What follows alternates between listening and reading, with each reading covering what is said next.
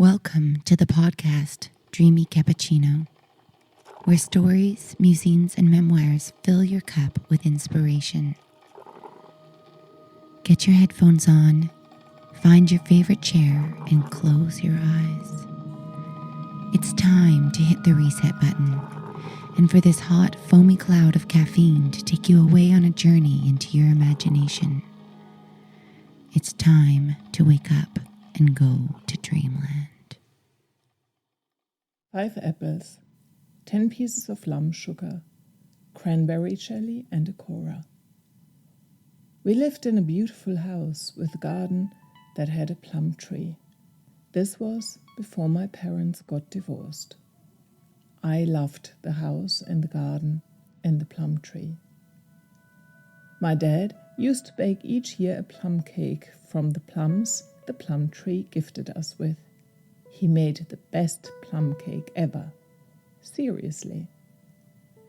I remember the smell when the plum cake was in the oven. I remember my excitement and impatience about when the first cake was ready for consumption and I finally could have a taste. The fact that the plums were not bought plums from the supermarket, but our plums from the plum tree made it so much more special.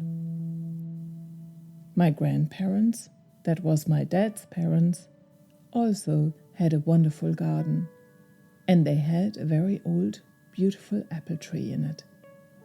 My grandma used to always send me food parcels to all the places where I used to live after I had moved out from my mom's place. And she made the best stollen. There must be a certain best ever baked gene in both my grandma and dad.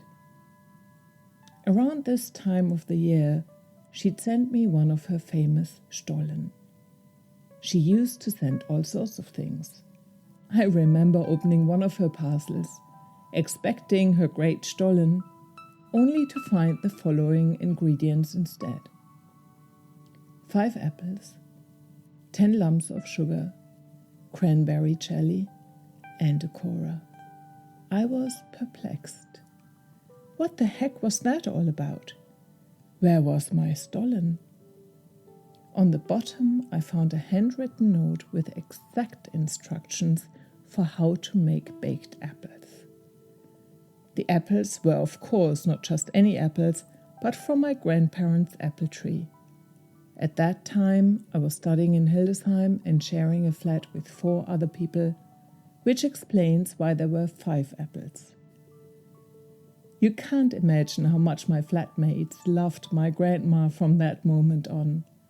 It was such a heartwarming thing to do, and it created so much joy in our hearts. It made us bake and eat the apples together. It made us connect with one another. Thinking of it, I and my flatmates were smitten with the simplicity of it. Who on earth would send you 5 apples, 10 pieces of lump sugar, cranberry jelly and a cola, when you just could go to the next supermarket around the corner and buy them yourself if you wanted to? My grandma would. We never would have had baked apples if she would not have sent this parcel. In fact, I believe my grandma was the queen of the food parcel. She used to send me things like pickled herrings. Amazing how the food usually would survive the journey. Except this one time, when she sent me boiled eggs for Easter. Unfortunately, the post office was on strike, and I only could collect the parcel weeks later. The rotten eggs smelled through the whole post office.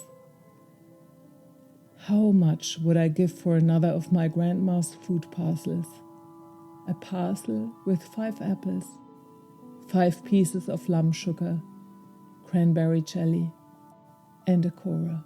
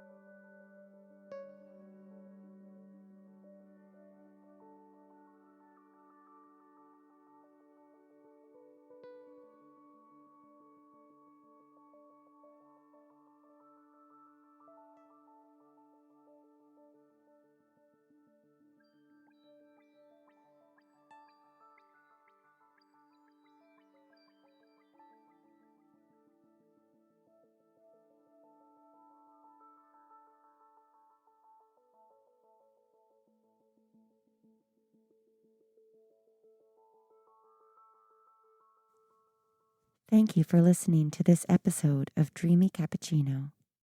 All stories are written and narrated by Anya Kirsten, with music composed by Chelsea Edwardson. To learn more about their work and creative opportunities, check out the info on the podcast channel and be sure to subscribe. Lastly, don't hesitate if you have a moment to drop a line and share your experience. See you soon when it's time for another Dreamy Cappuccino.